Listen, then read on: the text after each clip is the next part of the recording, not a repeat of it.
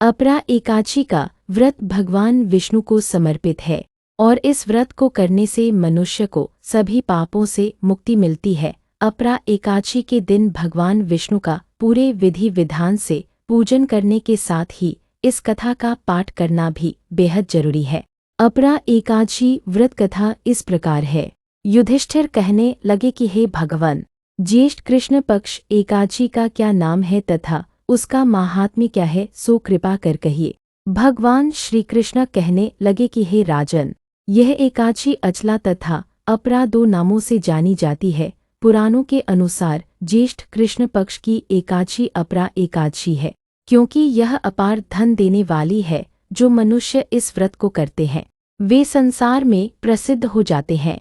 इस दिन भगवान त्रिविक्रम की पूजा की जाती है। अपरा एकादशी के व्रत के प्रभाव से ब्रह्महत्या, भूत योनि, दूसरे की निंदा आदि के सब पाप दूर हो जाते हैं।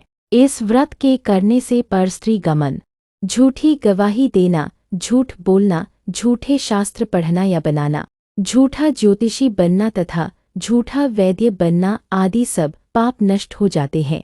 जो क्षत्रिय युद्ध से भाग जाए वे नरकगामी होते हैं, परंतु अपरा एकादशी का व्रत करने से वे भी स्वर्ग को प्राप्त होते हैं। जो शिष्य गुरु से शिक्षा ग्रहण करते हैं फिर उनकी निंदा करते हैं वे अवश्य नरक जाते हैं, मगर अपरा एकादशी का व्रत करने से वे भी इस पाप से मुक्त हो जाते हैं। जो फल तीनों पुष्कर में कार्तिक पूर्णिमा को स्नान करने से या गंगा तट पर पितरों को पिंडदान करने से प्राप्त होता है, वही अपरा एकादशी का व्रत करने से प्राप्त होता है।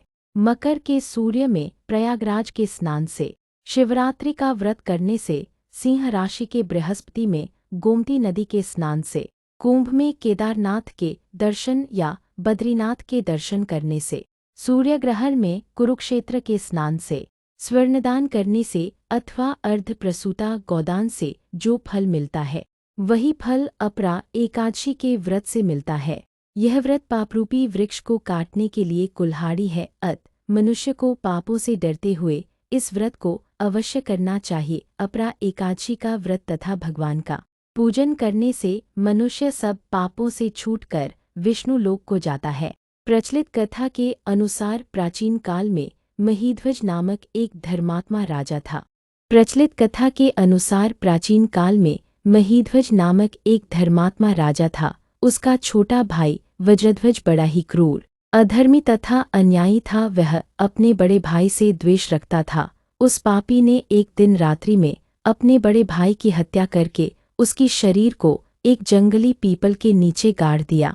इस अकाल मृत्यु से राजा प्रेतात्मा के रूप में उसी पीपल पर रहने लगा और अनेक उत्पात करने लगा। एक दिन अचानक धौम्य नामक अर्षि उधर से गुजरे। उन्होंने प्रेत को देखा और तपोबल से उसके अतीत को जान लिया। अपने तपोबल से प्रेत उत्पात का कारण समझा और अर्षि ने प्रसन्न होकर उस प्रेत को पीपल के पेड़ से उतारा तथा परलोक विद्या का उपदेश दिया। दयालु अर्षि ने राजा की प्रेत योनि से मुक्ति के लिए स्वयं ही अपरा अचला एकादशी का व्रत किया और उसे अग्नि से छुड़ाने को उसका पुण्य प्रेत को अर्पित कर इस पुण्य के प्रभाव से राजा की प्रेत योनि से मुक्ति हो गई। वह अर्षि को धन्यवाद देता हुआ दिव्य देह धारण कर पुष्पक विमान में बैठकर स्वर्ग को चला गया। हे राजन, यह अपरा एकादशी की कथा मैंने लोकहित के लिए कही है। इसे पढ़ने या सुनने से मनुष्य सब पापों से छूट जाता है।